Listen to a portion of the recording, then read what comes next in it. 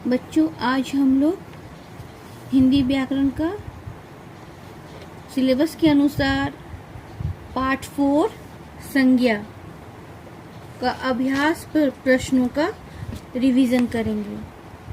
पृष्ठ संख्या 23। पहला क्वेश्चन है, संज्ञा किसे कहते हैं?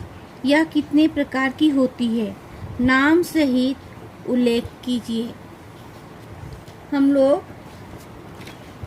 पृष्ठ संख्या 21 में देखेंगे संज्ञा की परिभाषा। किसी प्राणी, वस्तु, स्थान तथा भाव या गुण के नाम को संज्ञा कहते हैं। यह कितने प्रकार की होती है? यह 5 प्रकार की होती है। व्यक्तिवाचक संज्ञा, जातिवाचक संज्ञा, भाववाचक संज्ञा, द्रव्यवाचक संज्ञा, समुदायवाचक संज्ञा। नाम सहित उल्लेख कीजिए। तो बच्चों, यहाँ पर आप लोग जितना भी 5 प्रकार की जो संज्ञाएं हैं उनकी परिभाषा को भी याद करेंगे। जैसे व्यक्तिवाचक संज्ञा, शब्द के जिस रूप से किसी विशेष व्यक्ति, वस्तु या स्थान का बोध होता है तो उसे व्यक्तिवाचक संज्ञा कहते हैं। व्यक्ति में महात्मा गांधी, कैलाश, सत्यार्थी। वस्तु में बाइबल, आम, साड़ी। स्थान कुतुब मीनार, ताजमहल, मुंबई।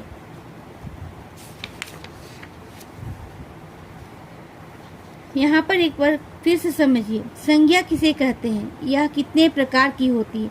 इसमें संज्ञा की परिभाषा देंगे, इसमें भेद को लिखेंगे। ये 5 प्रकार की होती है। नाम सहित उल्लेख कीजिए और 5 के नाम को लिखिएगा और उनके उदाहरण लिखिएगा।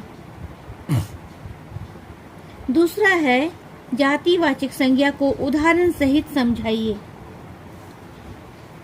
पृष्ठ संख्या 21 में आप लोग नंबर 2 में देखिए, जातिवाचक संज्ञा, शब्द के जिस रूप से किसी प्राणी, वस्तु अथवा स्थान की पूरी जाति का बोध होता है उसे जातिवाचक संज्ञा कहते हैं। जैसे प्राणी में गिलहरी, युवती, पक्षी। वस्तु में कॉपी, खिलौने, बर्तन। स्थान में विद्यालय, पहाड़, रेगिस्तान इत्यादि आते हैं। तीसरा क्वेश्चन है, भाववाचक संज्ञा की परिभाषा लिखिए। पृष्ठ संख्या 22 में 3 नंबर में दी गई है। भाववाचक संज्ञा, शब्द के जिस रूप से किसी वस्तु, प्राणी अथवा स्थान के गुण, दोष, अवस्था, दशा आदि का बोध होता है उसे भाववाचक संज्ञा कहते हैं। गुण में मिठास, सुंदरता, दयालुता। दशा में जवान, बीमार, अमीर। भाव में हंसी, धुलाई, शांति। अब है द्रव्यवाचक संज्ञा किसे कहते हैं? पृष्ठ संख्या 22 में 4 नंबर। तो देखिए, द्रव्यवाचक संज्ञा, जिस संज्ञा शब्द से किसी धातु, पदार्थ अथवा द्रव्य का बोध होता है उसे द्रव्यवाचक संज्ञा कहते हैं। इन दिनों सोने की कीमत आसमान छू रही है। इस सोना जो है आभूषण के विषय में बतलाया गया है। द्रव्य, सोने को पिघलाने से पिघल जाता है। द्रव्य मतलब तरल, जिस धातु को हम लोग पिघला सकते हैं। मंदिरों में तेल एवं घी के दिए जलाए जाते हैं। तेल और घी भी तरल एवं द्रव्यवाचक संज्ञा है।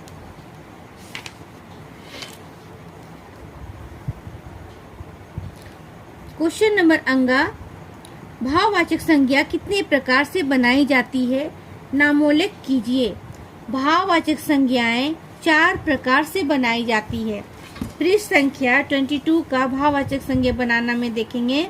यहाँ पर मैं अंडरलाइन कर दी हूँ। भाववाचक संज्ञा 4 प्रकार से बनाई जाती है। जातिवाचक संज्ञा शब्दों से भाववाचक बनाना, सर्वनाम से बनाना, विशेषण से और क्रिया से। आपके पाठ में बहुत सारे शब्द दी गई है और उसकी भाववाचक संज्ञा भी बनाई गई है। इस चार्ट को आप लोग पूरे 4 चार्ट है, इसको आप लोग याद कर लेंगे। अब हम लोग रिक्त स्थानों की पूर्ति कीजिए देखेंगे। शब्द के जिस रूप से किसी विशेष व्यक्ति, वस्तु या स्थान का बोध होता है उसे व्यक्तिवाचक संज्ञा कहते हैं। गिलहरी शब्द जातिवाचक संज्ञा का उदाहरण है।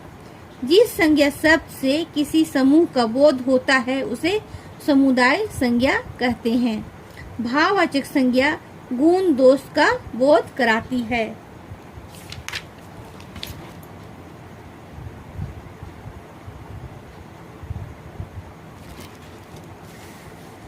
प्रश्न 3 देखेंगे। यहाँ पर कुछ वर्ड्स दी गई है और इसको आप लोगों को भाववाचक संज्ञा बनाना है। पृष्ठ संख्या 22 में देखिए, यहाँ पर मैं टिक कर दी हूँ, जैसे चोर, चोरी, बाल, बालपन, देव, देवत्व, मित्र, मित्रता, भाई, भाईचारा, युवक, यौवन।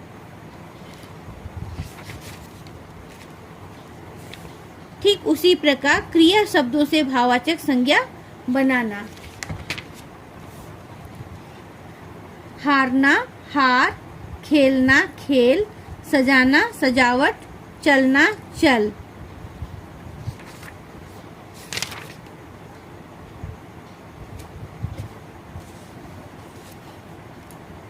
यहाँ पर कुछ शब्द दिए गए हैं, उसको सही और गलत का चिन्ह लगाना है। जैसे यहाँ पर है, क में संज्ञाएं 8 प्रकार की होती है, संज्ञाएं 8 ने 5 प्रकार की होती है, इसलिए ये गलत है। धातु और एवं द्रव्य पदार्थों को बोध कराने वाले शब्दों को द्रव्यवाचक संज्ञा कहा जाता है, ये सही है। क्रिया शब्दों से भी भाववाचक संज्ञा बनाई जाती है, सही है। महात्मा गांधी शब्द व्यक्तिवाचक संज्ञा है, सही है। क्वेश्चन नंबर 6 को देखेंगे। किसी समूह का बोध किस संज्ञा से होता है? समुदायवाचक संज्ञा से होता है। भाव, दशा और गुण बताने वाले संज्ञा शब्द क्या कहलाते हैं? भाववाचक संज्ञा कहलाते हैं। पक्षी शब्द का संज्ञा कौन सा भेद है? जातिवाचक। चांदी शब्द कौन सी संज्ञाएं हैं? द्रव्यवाचक। तो बच्चों, ये हम लोगों का आज अभ्यास 4 पाठ संज्ञा पाठ का प्रश्न अभ्यास को हम लोग रिवीजन किए हैं। और जो बच्चे अपनी कॉपी में प्रश्न अभ्यास को नहीं लिखे हैं वो अपनी कॉपी में लिखेंगे। और बच्चे, मैं आप लोगों को एक बार फिर बतला रही हूँ, आप लोग पूरे पाठ को ध्यान दे करके पढ़ेंगे। पाठ में जितने भी शब्द हैं, उदाहरण हैं, सबको बहुत ध्यान से पढ़ेंगे। और ये जो चार्ट जो दी गई है इसको भी आप लोग याद कीजिएगा और सारे प्रश्नों के उत्तर को याद करेंगे और अपनी हिंदी व्याकरण कॉपी में सुंदर हैंडराइटिंग में लिखेंगे। और हम लोग नेक्स्ट वीडियो में सर्वनाम पाठ को पढ़ेंगे, इसलिए आप लोग पहले से भी ये पाठ को पढ़े रहेंगे।